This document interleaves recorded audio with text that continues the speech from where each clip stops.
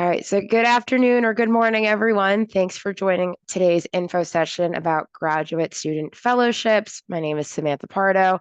I'm the Assistant Director of Graduate Career Services here at Marxe. I'm joined with my colleague, Suzanne Grossman. And today, I'm going to just easily hand it off to the Deputy Director of Fellowships Advising here at Baruch College, Valerie from NAC. Hello, everyone. I'm really excited to have the opportunity to tell all of you about wonderful nationally competitive fellowships that are out there. So I've curated this information session to try and give you some information about programs you may have heard about, but probably don't know a lot about. I know that the Marxe School does a wonderful job at sharing news about fellowship opportunities here in New York City, here in New York, that really align with the Marxe graduate students' interests. And so I'm trying not to be too duplicative of those opportunities. So I'm not going to be talking about things like the Excelsior Fellowship or the New York State Legislator Fellowships, because I feel like you guys probably get a lot of information from the Marxe School, and I know that they have had information sessions about many of those opportunities. But what I do want to say, though, and my role here at Baruch isn't just to inform students. And by the way, I work across all three schools, undergraduate, graduate. So I'm not housed within Marxe. I am actually housed within the honors program at Baruch, but I also don't just serve honor students. But my role here isn't just to tell students about fellowship opportunities. My role is also to work with you individually on your applications for these fellowship opportunities. So I'm actually there guiding you throughout that process. So whether you're applying for something that we've talked about today, or it's something else you've learned out from the Marxe School, or just anything, you are always welcome to come to me for support in the application. So I just want to make sure that that is clear. And so let's begin. Let me just share my screen really quick. So just take me a second to set that up. And of course, I click and it's not reacting. 1 second. Oh, there it is.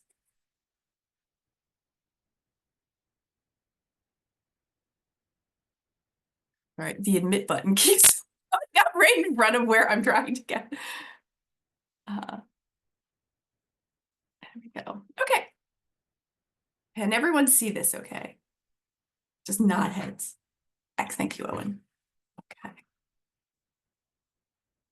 Okay, so why pursue a competitive fellowship? I mean, these things are not easy to apply for. They do involve a lot of time, a lot of commitment, a lot of effort, and many, many, many, many drafts of the essays or writing components that you're working with.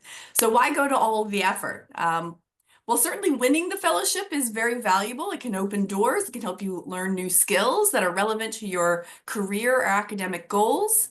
Some of them are abroad, so you also develop cultural competencies and personal skills that could be very relevant to your personal growth, but also relates to your professional growth as well, because certainly those are competencies you take into your professional world.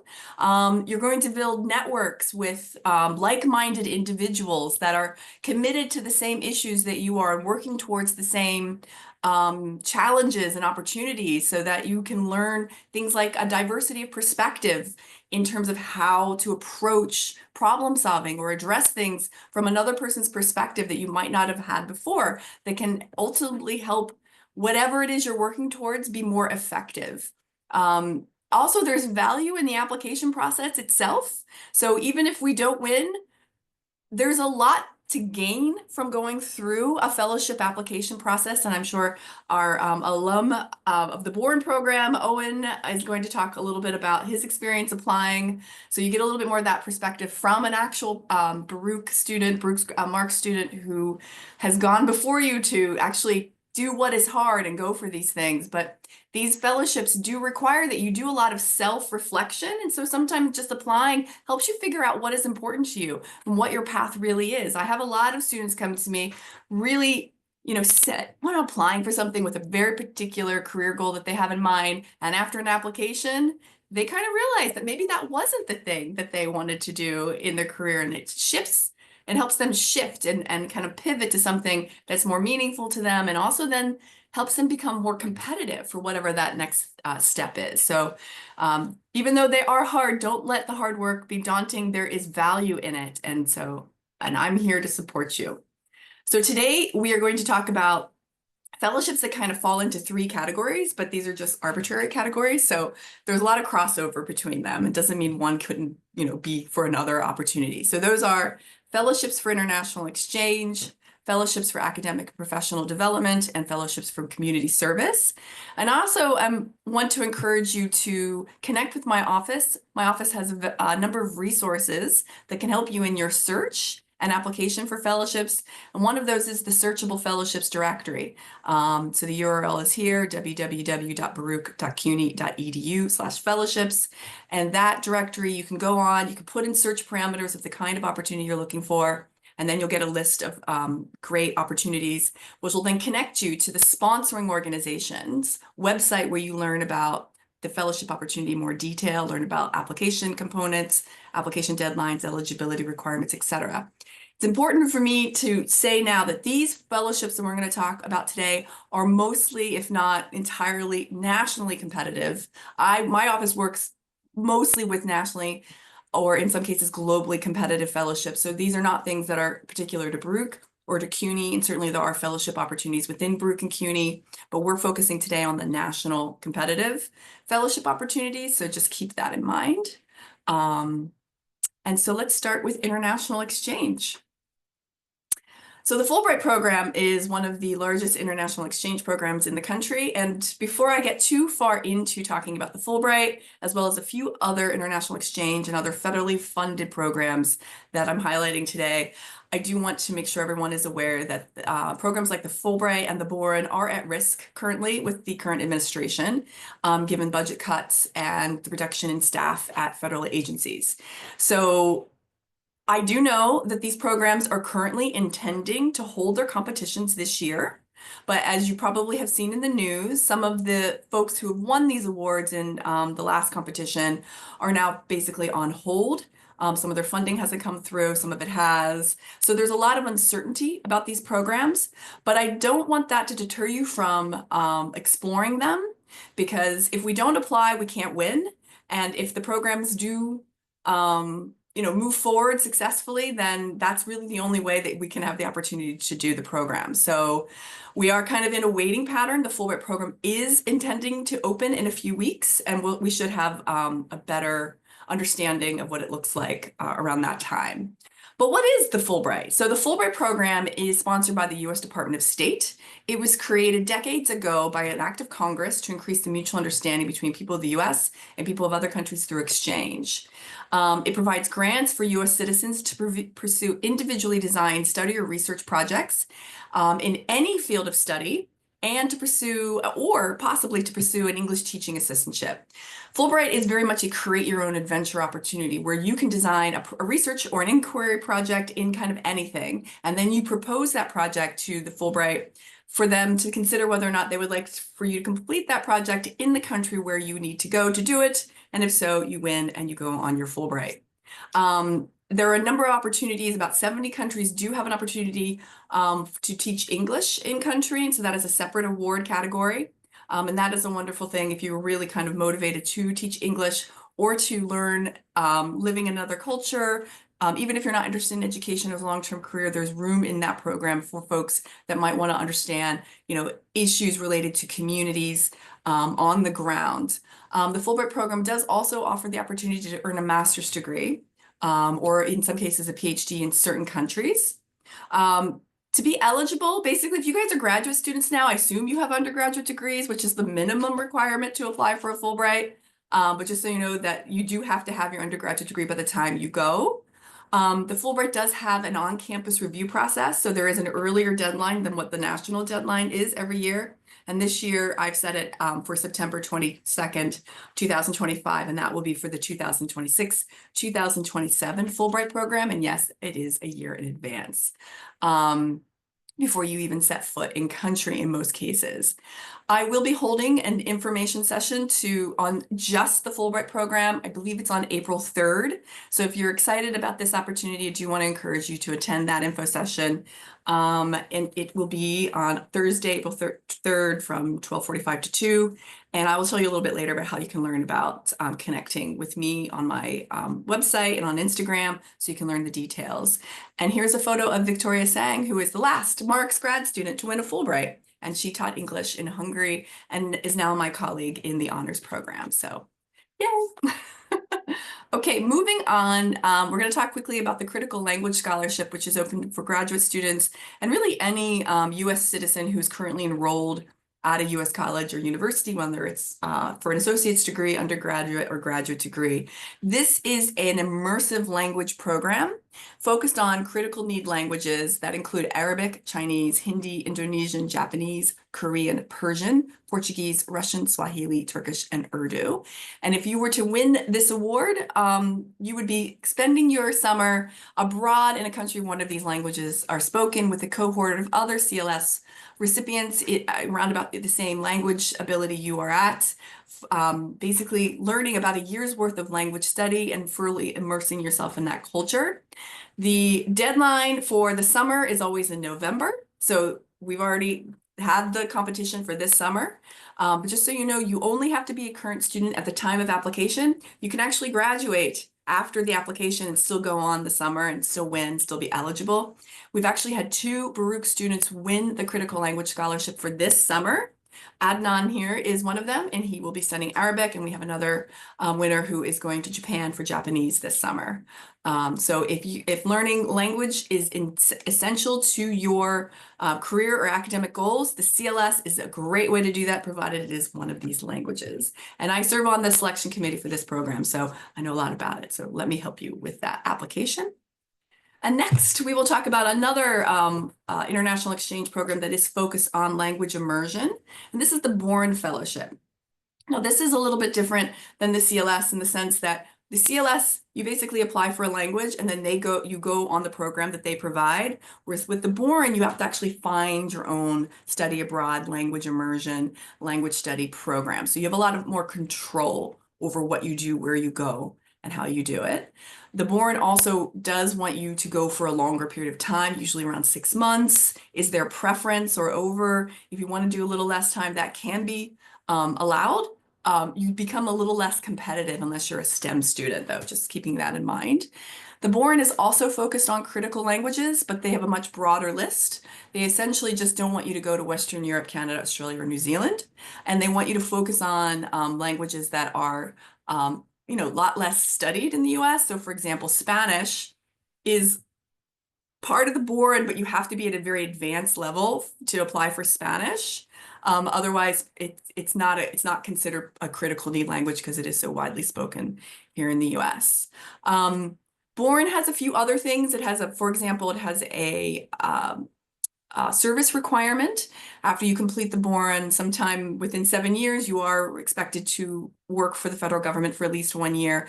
They have a lot of different paths that you can take to fulfill the requirement, and they actually give you a lot of support to help you find that opportunity to fulfill the requirement. And again, this is also funded by the US government, so again, US citizenship is required. It also has a campus review process, and so I will hold my deadlines in January, which are usually about a week before the national deadlines. And other than that, and just telling you about the program, I do want to just pass this over to Owen, since he is Baruch's last Boren Fellowship winner to Taiwan, or to any country for that matter. So Boren, what was it like to apply for so Owen, what was it like to apply for the Boren? And how was your Boren experience? Hi everybody. My name is Owen Daniel Sanchez, and I'm a current MIA student in his last semester. And I became a Boren Fellow for the 2023 year and went to Taiwan to learn the language. So I'm going to be talking to you a little bit about what it was like during the application process. It was definitely very rigorous process So I'm gonna go through like a list of things that you need and then, add some comments about my experience. So, like one of the things that you would need for the Boren Fellowship application is an essay, one essay of 800 words pertaining to national security, and then another essay for 1,000 words, of 1,000 words, pertaining to like your motivation and how you will fulfill your public service requirement. So the first essay pertaining to national security, so just to you know, to tell you as well that the Boren Fellowship um, considers national security very broadly. So things like economics, environment, diversity, diplomacy can also apply as national security issues. So the way I went about for to write that particular essay is to also write about the region. I applied to China originally, and then I related it to diversity and diplomacy as well, because there's not, I guess there wasn't enough people that were Black or Latino representing the United States in China at the time, which would be a national security issue because at the time, the Biden administration was trying to increase the diversity within the federal workforce, so more people of various backgrounds would be going to that region to represent the United States of America. So that's what I wrote my first essay on. The second essay I wrote about basically, my motivation of learning the language, explaining that the reason why I got into learning Chinese and how Chinese would be valuable for my career. And I wanted to become a foreign service officer, so I wrote about how that would help me for a for an FSO related career. And so like one thing about the actual writing about these essays, it was definitely very intense because every time, like I remember the first few times where I sent over some drafts to Valeria, like I would get them back and everything would be read, crossed off, lots of comments, lots of feedback, which is actually a really good thing, but it actually, makes you think about what exactly you want to write about. And like for example, she would say like, could you explain more about this? This doesn't make sense. You need to be, like more specific and get to the point, like answer all, everything that you need to answer from the prompt. So then moving on from that, there are, well, it could be optional, but well, the first one isn't optional. The first one, you have to write 250 words pertaining to your proposed program. Um, so the good thing about Boren is that they give you the freedom of trying to finding like your own program that you would want to do abroad. So because I applied to China, the first one I wrote about was for a program in China. And then I wrote one for my alternate program, which was for Taiwan. Um, and yeah, basically that. So I ended up getting Taiwan instead because I believe that at that time they weren't sending people to China because probably the bilateral relationship between the United States and China wasn't so good at that time.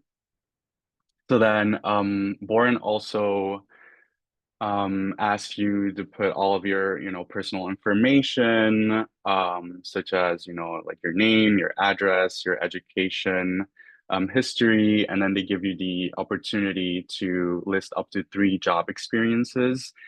So that would be internship and work related.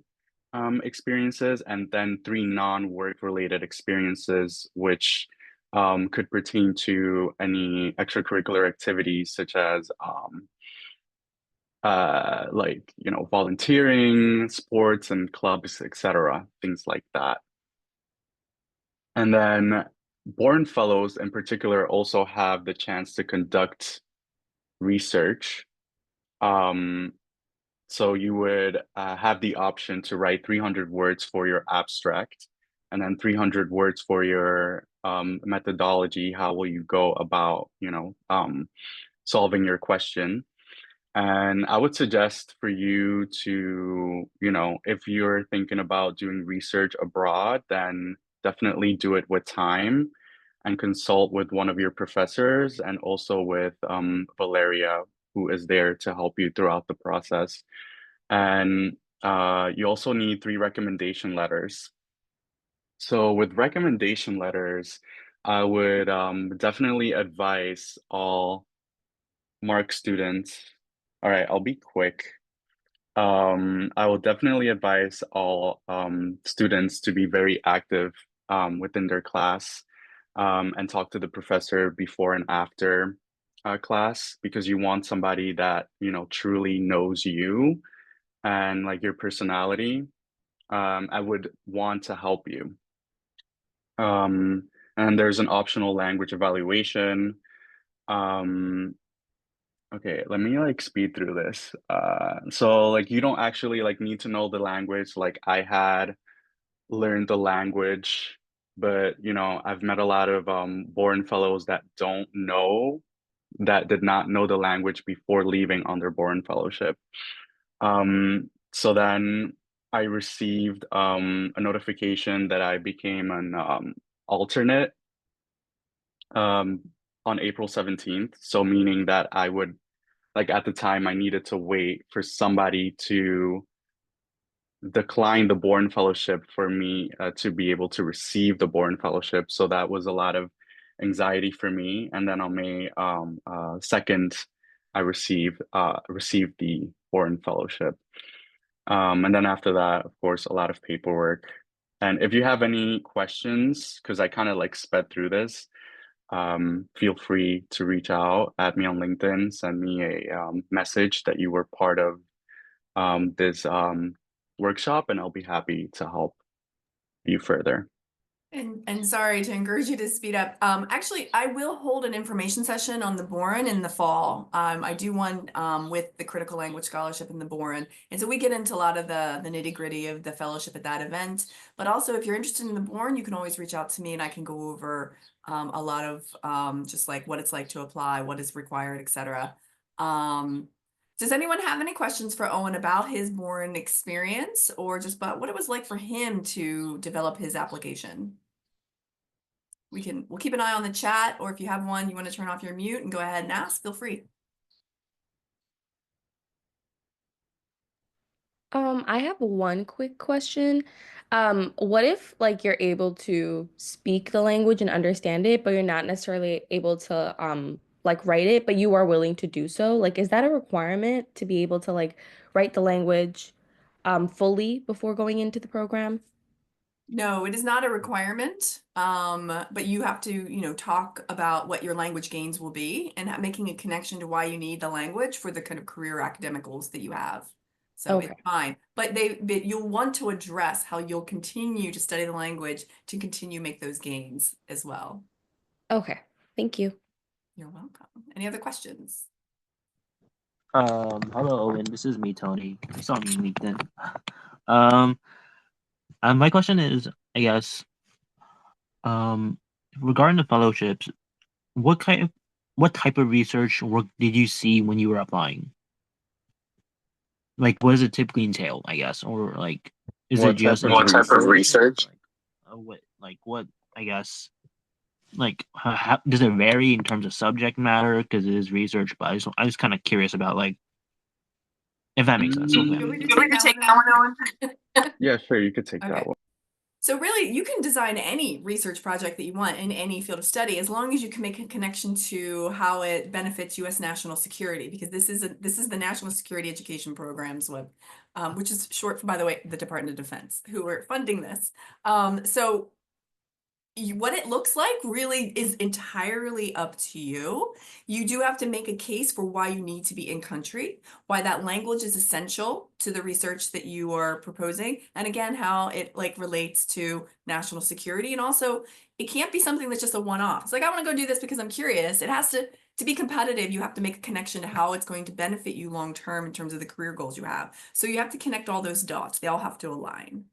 Now, Owen's project was more focused on professional development and language immersion. It was a little less research focused. So that is an option. You don't have to propose a research topic. It's one option. But the last two Baruch grad students who won this both went more of the language immersion study, professional development. So there was like some internships interspersed or some other professional activities rather than hard research. But I have seen applicants who are interested in research, and I used to work for the organization that administers the Boren, so it really covers the gambit. So you can always bring those ideas to me, and I will help you vet and also develop them so that they fit in line with the competition for the Boren. Does that help your? That helped. I just want a clarification. What is the difference between a apprenticeship, a fellowship, and an internship? Just so people have a clear idea of what to expect. Well, those are all a little nebulous. So a fellowship, I always like to say there's not really one very clear definition for a fellowship. I like to say that it's just money for your personal, academic, or cultural development, or professional. So a lot of, like, for example, the Boren Fellowship is what they give to grad students, but the Boren program has a scholarship they give to the undergraduates, and there's not really a huge difference, just they call one the other. What distinguishes a fellowship from, say, just an internship, because there are fellowships that will fund internships, and is that you don't just get that 9-to-5 internship experience, you get more. It's more robust. There's more.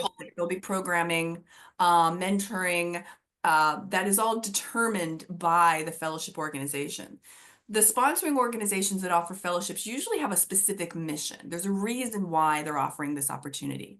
And they want applicants who align themselves with that mission, who then also are seeing how that fellowship program and initiative is going to help them along. Whereas an internship's just, an internship, you go and you work, sometimes for free, sometimes not. And you get real world office experience, but there's not a lot of programming that comes beyond that. An apprenticeship is, you're working more long term to, like, I would think of an apprentice as somebody who's learning a trade, like going and learning plumbing or electricity or other things. And that's how I see those, but others might have other perspectives on the differences. But I wouldn't get too hung up on these titles. Just if a program sounds right for you and helps you achieve your goals, then it's right for you and you should apply. I'll just sorry, I hear like an echo. I'll follow quickly on that, just like to your point, Valerie. The apprenticeship sometimes it can be very, it's kind of, that's a term that kind of varies between sector. So apprenticeship, like very much within trade practices, you'll also very much see it in like the publishing world too. So again, it kind of it's good to have all three of those keywords in mind in terms of looking for opportunities, because they're not necessarily tied to what you might be doing in the future. So if having those three keywords in mind allows you to explore different sectors in a way. So that's why we encourage students to look at fellowships as something, kind of as like a holistic opportunity that sort of combines like an academic and a workplace environment. Internships tend to be very much more office-based in a way. But yeah, I think to Valerie's point, keep those opportunities in mind. If one sounds right for you, then it's definitely worth exploring. Okay, we really do need to move on because I actually have quite a lot more to share with you. So if you do have questions about any of the programs, feel free to turn your mute off and just go ahead and ask. Gives me a break or take a drink. It's great. Otherwise, I'll try to keep an eye on the chat if you feel more comfortable with that, but we will try to leave room for questions at the end. So another international exchange program that I always like to promote is the Loose Scholars Program. This is a year-long development fellowship that provides emerging leaders an immersive professional experience in Asia. The aim is to strengthen relations across borders by offering opportunities to deepen understanding of Asia's countries. The professional placements that they offer, and you go through a matching process. So you don't necessarily have to come in with a particular professional placement in mind. In fact, they want you to be a bit open, but they do want you to have a sense of what, field or discipline it will be in, but they will tailor it to your specific interests and the growth you want. You will develop knowledge and skills to address the global leadership challenges that you are working towards. And it is a fully funded program, has language training, and it is open to both U.S. citizens and permanent residents. You can be a current graduate student, young professional, so you can even do this program shortly after you graduate. And every year this competition is in October. And this year I had the privilege of serving on the selection committee for this. By the way, I serve on a lot of selection committees for a lot of fellowships. So that's why it's always best to work with me, even if a program is direct apply like this, where you're not obligated to work with a campus advisor, you're still encouraged to, because we're the ones who understand how they work. Okay, I think this might be the last one in the international exchange category. Yes. So now we're moving on to more academic and professional fellowships. And some of these you may be already familiar with, like the John Solomon Fellowship Program. I know that's something that's advertised in Watson. Sorry, glanced at something else, in Marxe. And this is a 9-month in-person fellowship here in New York City that focuses on emergency preparedness. And basically you would spend this opportunity with a New York City government agency or community-based organization. So this is really something, because you're going to be working full-time, that you kind of want to do sort of after you graduate. Or just before, you can apply for it just before you graduate and then go on it. You'll see that a lot of my dates are like in the future, and that's because a lot of these deadlines have passed. So John Solomon usually has their competition in March. I think their deadline was just a couple of days ago. But if it's something that if you're current Marxe student, we've had many Baruch students win the Solomon Fellowship, but if working in emergency and preparedness across the education sector, across the health sector here in New York City, really any sort of sector, you can go to their website and see where they've placed fellows in the past, then this is definitely something I'd encourage you to apply for. The future leaders in public service actually have a number of different opportunities for fellowships. Essentially, they will place you in a federal government agency they have actually summer programs and semester-long internships. You would be addressing big challenges, receiving a stipend, attending, again, what makes this a fellowship, professional development sessions, networking opportunities. Some of their placements are in Washington, D.C., and some are fully virtual. You do have to be a U.S. citizen, again, funded by the U.S. government, and you have to be currently enrolled as an undergraduate or grad student. Now, their fall deadline is still open. It's open for May the 2nd. So if you have the ability to spend next fall in DC, then this is certainly something that you as a graduate student could currently apply for. They do on their website have some language about, the situation with the federal government and the cuts to the budget. And so, they are currently running their competition, but it is sort of, a little bit unclear about exactly how it's going to work in the future. So just keep that in mind if you're going for anything that is for federal service. The Rosenthal Fellowship in International Relations offers a summer program for graduate students in international affairs to work as an intern in congressional or executive branch office over the summer. The deadline for this is usually in November. They actually have 2 placement paths. One is if you already have kind of a placement already that you're kind of considering. Another is if you need assistance in finding a placement and a match. So again, this is open to currently enrolled undergraduate, graduate students in international affairs.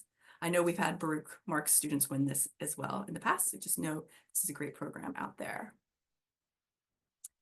The Congressional Hispanic Caucus Institute, CHCI, offers a number of different postgraduate fellowships. I'm only focusing on one here, but if you go to their website, you'll actually see that they have a couple of different fellowships, one that's focused on public policy and one that's for the undergraduate level. This would be a paid 9-month fellowship where you would be working 4 days a week on Capitol Hill, obtaining work experience in public policy and gaining exposure to the legislative process. On the other day, you actually work with your cohort, focused on the tenets of the CHCI program. You can be a U.S. citizen, permanent resident, asylee, or any individual who is lawfully authorized to work full-time in the U.S. And to do this postgraduate fellowship, you have to have completed your master's degree or JD, and you do have 2 years from the time you've received that to when you can go to apply, and the deadline is in December. But if working on with an organization like this is something that appeals to you, just go to their website and learn about the variety of fellowships they offer, because they do have several. This one sounds very cool to me. The Education Pioneers Summer Fellowship. This is designed for graduate students and emerging professionals who are pursuing non-instructional careers in education. And it provides an opportunity for you to lead a critical short-term project in a school district, a charter school, government education agencies, or nonprofits. So you kind of are leading the short-term process. I have to say, I wasn't clear if you're developing the short-term or if there's something that they've sought out that you're then kind of then put in charge of. I tried to search for that on their website, but I couldn't quite find that answer. But the priority areas are project program management, data analytics, operations, and strategy. You do have to be authorized to work in the U.S. and currently enrolled or have completed a graduate degree. But as long as, that's you can apply. And the summer deadline, fortunately, was in February for this summer. So you can apply in the... Oh, you have had... Oh, that's great. I didn't know we had past education. Yeah, we used to do a lot with them, like info sessions and whatnot. That's great. I'm not Maybe sure. that you're who I heard them through. I don't know what happened to working with them, but we could certainly pick that back up. And they offer semester programs as well, just to keep that in mind. But actually, I think they offer a full academic year long-term program. But I focused on the summer for now, but just so you know that there's, again, a couple of options for this program. I know I'm going through these quickly, but I just wanted to make sure that I leave room for questions. The Emerson National Hunger Fellowship is a great opportunity for anyone who is interested in ending hunger and poverty in the United States. You will gain firsthand experience through placements with community-based organizations across the country, as well as policy-focused organizations in Washington, D.C. I suspect Emerson, like Fulbright and Boren and the others, is probably also currently at risk. So just keep that in mind. During the program, you will develop a deeper understanding to create effective solutions to end hunger and poverty. It does require either that you have an undergraduate degree, so it's not specific to graduate students, but I assume if you're a graduate student, you're probably eligible for this already, as long as that you are a U.S. citizen or permanent resident. The deadline is in January every year.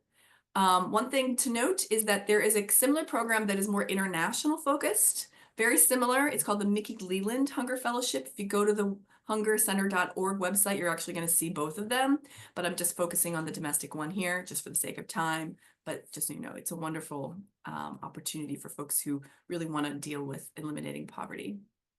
Govern for America fellowships are another opportunity to work with the federal government. And this is a 2-year paid program where you would serve in high impact roles in government agencies across the United States. So you have to be a little bit more flexible here because you can kind of be placed anywhere. You can be a U.S. citizen, permanent resident, DACA recipient, or as long as you have, again, 2 years of work authorization, you are eligible to apply for this. So again, this is a great opportunity to work and learn about how the federal government works. Deadlines in November usually. And I guess just to say that this program and working in the federal government comes with risks right now. So just, again, there's no harm in applying for any of these things, but do make sure you have options. Do make sure that you are keeping your eyes open about all of these. Okay. Any questions about academic or professional internships that we talked about or didn't talk about before we moved on to the community service ones? Which, by the way, are also professional development. Okay. All right. Sorry. Oh, where to get, there it is.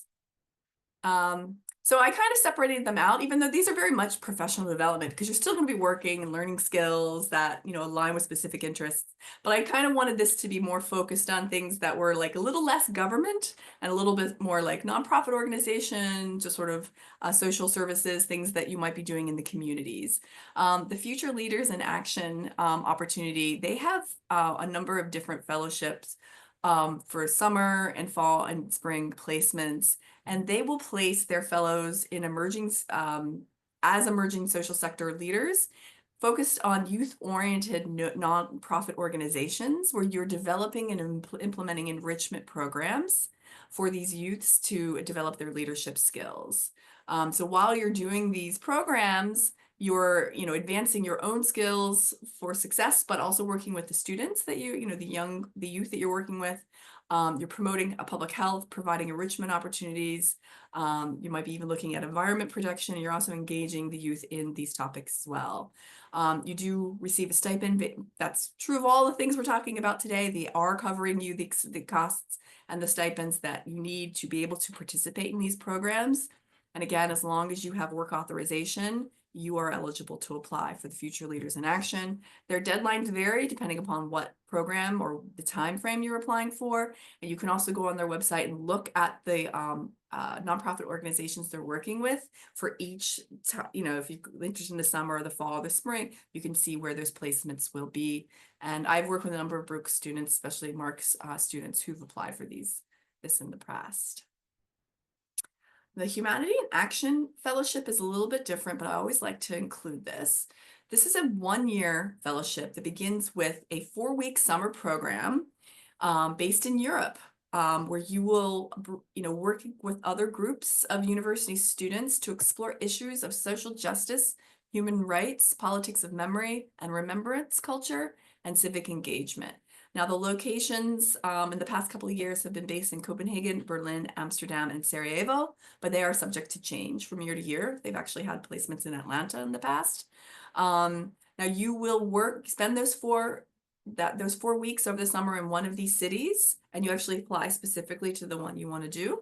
And you will kind of explore the topics of human rights, politics, memory, etc. And then when you return, you will put into action or implement your own action plan to address a social justice issue in your own community. Now, you don't necessarily have to have that action plan all ready to go when you apply. They actually help you develop it, and it's informed by the summer program. But it is a wonderful opportunity for anyone who is interested in social justice and to learn and work with others who kind of are interested in that field as well. The deadline for this has just passed, so I'm afraid that you cannot apply for it for this summer, but it will open next February. Their deadline kind of varies. I've seen them have it in January and February and March. Just depends upon when they have and they're ready to go. So I put February here, but I do want you to start looking at them in December, just in case they come up with a really earlier deadline. But this is a wonderful program for anybody interested. Okay. The Banyan Impact Fellowship is a great opportunity if you're interested in working in India for a year. They will place young professionals in service development organizations to accelerate impact and create effective projects. The projects are replicable, scalable, and sustainable, and so you are working with those organizations to address these issues in India. They will train and support you. So if you're sort of kind of unfamiliar with some of the topics that you might be working with, so you know that the Banyan Impact Fellowship does provide you with a lot of that guidance to make sure that you are effective on the ground when you are kind of addressing issues of education, livelihood, public health, and social enterprise. Now, this is open to U.S. citizens, permanent residents, and as well as Indian citizens between the ages of 21 and 34. Now, their deadline usually is in February. So again, this one is in the past, and I've put the one for next year. We've had a couple of students who have applied for this and have actually received it, but we're not able to go. But anyone who's interested in international development, this would be a great opportunity because it does not require that you speak any languages. You actually conduct all the work in English, but just it might be an opportunity for you to work a language in India as well to like begin that if that's a region that interests you. There are a few other opportunities, what I like to call these international service awards. And essentially, they're basically funding you to go to another country and work in social service or in some service area. But sometimes what you're actually doing can be really just dependent upon what the host organization you're working with looks like. And a great opportunity for that sort of model are the Princeton in fill in the blank. So the Princeton in Africa, the Princeton in Asia, and the Princeton in Latin America fellowships. And I'm really excited the Princeton in Latin America is brand new. It came back. It kind of went away during COVID, but it is back. So this is wonderful news. But if you are someone who, again, is just wanting to go work at the grassroots in another country, addressing issues that really kind of prevent prosperity across humanity, then this is a great opportunity. You could be teaching English. You could be working in an office on marketing campaigns. You can be developing educational materials for public health campaigns. There's really kind of a lot of different things you could be doing. So I encourage you to kind of learn more. Their deadlines tend to fall in October or November. And yes, you can apply for all three. They are actually separate. They have separate websites, separate eligibility requirements, separate deadlines. Yes, wonderful opportunity. And also, I think this might be the last slide. So I want to say that there are great opportunities for teaching English abroad, and a number of, and I've mentioned Fulbright earlier as one, but just so you know that there are other opportunities beyond just Fulbright. So there's opportunities in France, in Spain, in Austria, in Japan. I've just kind of put a few here just to let you know that they're there. But if you are in any way interested in teaching English somewhere, feel free to reach out to me and I can tell you about these opportunities and also get you set up for success. If anyone, for example, is interested in teaching in Spain this coming year, there is a great program called NowCap, and it is still accepting applications for the 2025-2026 cycle. But hopefully you will have graduated by then, so you won't be taking leave of absence from Baruch, which I do not recommend. But yeah, that's another thing I just wanted to tell folks about because it is a great opportunity. And lastly, I just want to reiterate that my role here is to help you apply for these programs as well, just to let you know that they exist. I'm really sorry. My kid is like texting me because he's like trying to figure out how much money he has on this card for lunch. And he goes to school across the street from Baruch. So I'm kind of being distracted by him.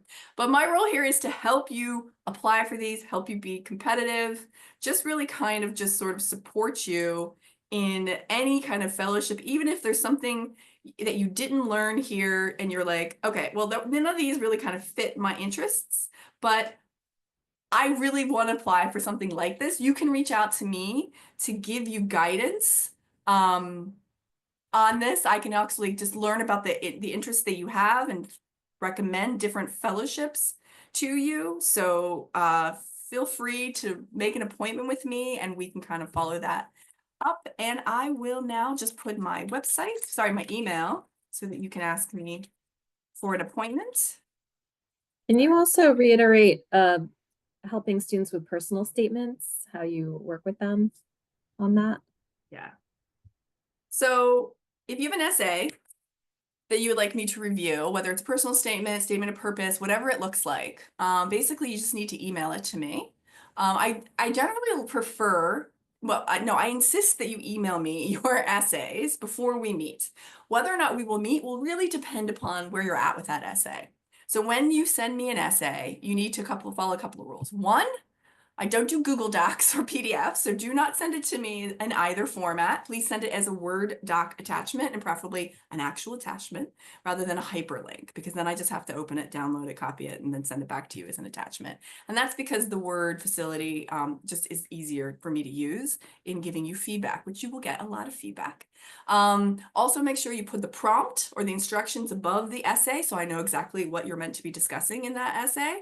And if you have multiple essays, keep it in one document. I don't want 5 because that's just more work for me to download. Yeah, that's it. Was there other questions you had about how I do it? I read them and I give you feedback and then I send it to you and then you revise and you send it to me again. And we do that over and over.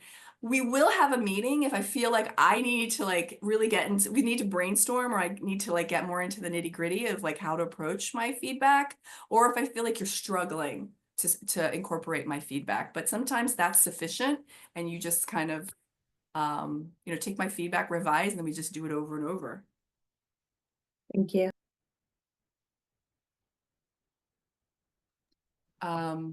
Great. Any questions?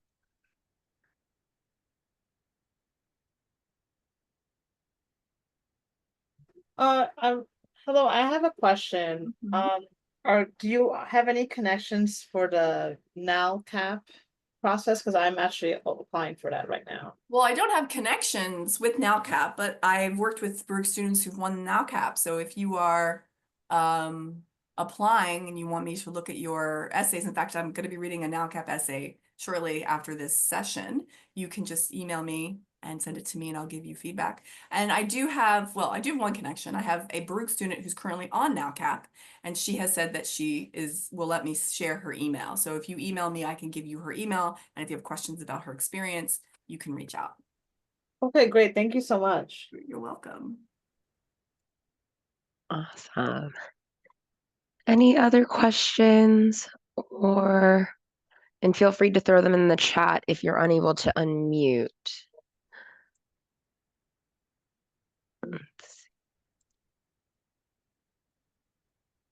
Let's see. Oh, and I guess like I'll throw it to you quickly. If like just going back quickly to your application process with Boren, I guess could you kind of define like how you kind of you did utilize both like our like career services office and Valerie. So I guess like what was like the most helpful, I guess, in navigating that kind of help when it came to that application? Are you telling me like to, I guess, like choose in between That one sounded. to say No, not to say which choose. one It's just not necessarily choose, but it's like like how did I approach it? Like who did I go to for what? Yeah, exactly. I mean, I kind of wanted to just work on it like with one particular person, because if I worked on it with a lot of various people, I feel like it would get too like messy and complicated. I did have my recommenders, which were Professor Robbins and Professor Green, look over my essays. And that was close to the deadline, close to finalizing my essays. But I mostly worked on it with Valeria, I feel like. Yeah, but Yeah, just to be clear, the Boren requires Baruch's endorsement. So Owen is also required to work with me for the Boren, just like for any other program that requires our endorsement. But then I encourage it for all the direct apply as well.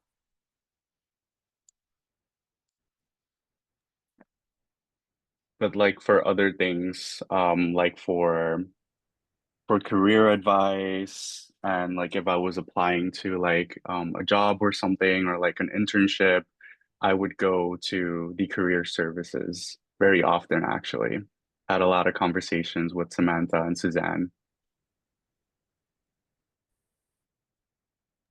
Yeah, there are certain fellowships that our office run. I mean, Valerie said this in the beginning, but we do presidential management fellows in the fall, which is currently on hold, or we'll see. That's a federal program. But New York State Excelsior Fellowship, we run that process internally at Baruch for selections, and our office, Marxe Career Services, kind of runs that. That's a state fellowship, one of our ones for MPA or MIA. So yeah, there's some that we're like very involved with. The Solomon Fellowship, we're in touch with that team. So yeah, but you can obviously work with both of us. And Valerie has more experience with personal statements. I think we're much more like resumes, cover letters. I can look at personal statements, but I feel like it's not I'll admit it's not my strength, though I can have an opinion, but I think it is a good practice to work with Valerie on those because she's looking at those all the time. Wanted to let everyone know that I've put some documents in the chat. So on my website, and that's one of the other things I put in there, you actually can find I mentioned a lot of resources to connect to exploring different fellowship opportunities. And I have a bunch of lists that I've curated for specific majors. And I have three for the three graduate school programs in the Marxe School. So I've included those lists for the public administration, higher ed, and international affairs program. So just go ahead and access those in the chat. And if you can't, for some reason, you can go to my website. And if you just go under a tab on the right, this is fellowship lists, you'll find them. The grad student stuff's all the way at the bottom. Sorry. You guys are a smaller community, so I did put them at the bottom. But it's not to me that there wasn't as much love in creating the list for you. No worries. In the follow-up email, we'll send it we'll send the attachments thank front you. and center. So don't worry about that. I should tell you, Valerie, we're launching a Master's of Science in City Planning, which That's starts in wonderful. fall. So I don't know if that's a different handout on your side. I would definitely create one. And I mean, there's a lot of crossover. You look at the three lists, and you'll see the same things on all of them. Yeah. But I try to curate and have something that's like, specific to that discipline. But I could definitely, do some work and have some city planning stuff on there. And it's great. And I know of some students that would actually probably be very interested in applying for that program as well. So That's perfect. It's open for application. Wonderful. Great. Awesome. So we're winding down. I don't see any questions in the chat, but I'll actually turn it to you, Valerie and Owen, for any last words of wisdom if anyone here is considering and applying for a fellowship. I would My words of say, wisdom. Sorry. okay. I'll let you go. Oh, you can have the last word. My word of wisdom is to start early. Don't wait till the last minute. These essays take time to develop. So think in terms of months and not weeks or days. And I promise you, if you start early enough, then we have the time to develop your applications to the point where they are competitive. If you don't leave enough time, a lot of times people are unsuccessful just because they ran out of time to get it to where it needs to be. And that's all I will say. But Owen. For me, even if you're thinking about applying to one of these prestigious opportunities, I would say do it. Even if you think you might not doing it in the future, you never know what happens in the future. So I would say just do it. Just Nike, the brand. Just do it because you never know if, for example, let's say you decide that you don't enjoy what you're doing anymore and you do get that opportunity.